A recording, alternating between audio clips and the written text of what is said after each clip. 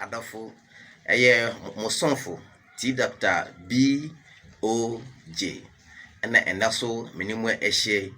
oman Ghana wiase afana nyina enuanom bibia musonfo ayaresa ana mpese mede ebramu na yede bramu so amunso edo no hwe na muhu se de ayeka no eye nokre ana se eye ntro Nyankopɔ se ɔde kyakwa nti yeso yefa makwa besremu obi wo hɔ a yare bi wo yefo ne Tikotiko boye obe sa menua ekum amanfo papa se yare woyi ne dro kitwa bi aso etimi kum nipa de sani edro be na sa yare woyi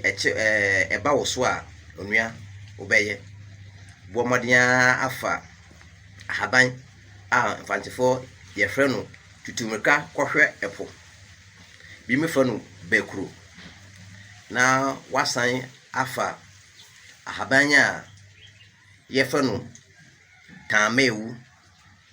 muntio tutumeka kohwe epo eni tamewu na wayem woyem a na wodi ankatwere nsuo na wodi afra na wachi mu fan na menua sa atre ba ko atre menu na wano acha na ye 2 minutes sa Tikotiko na be yo ni nyina ebekọ at once me sa atu asu bi mu a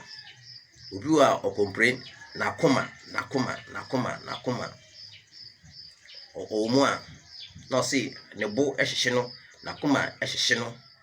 Akoma yare ni de o mi difference bebre anapo se na koma hyehye no na nani so esa ebri no ana se nani so ye no ntente wotumi kura sore atonsa no otia akohwe na koma no ewo nte se ye de empande awo ho enua se uhu bibisa obafa tamewu ani eburodua yahye uko village a anka tete no na se uko ejana so a wode papa woton sa eburodua no obehye na wanyam na ayete say motor brack na wode afre tamewu ocho wo mfansuo enka wonyam ni nyina awia na wode afre ewo atredua anapa atredua anumre sa akoma yare na eha na wakoma ye hwehwehwem a obi pinu ekosro no a wo ye wo hwehye yana sa pe wonu su ebrebre no menua wafa ho adi e wo sa edro mienu we ya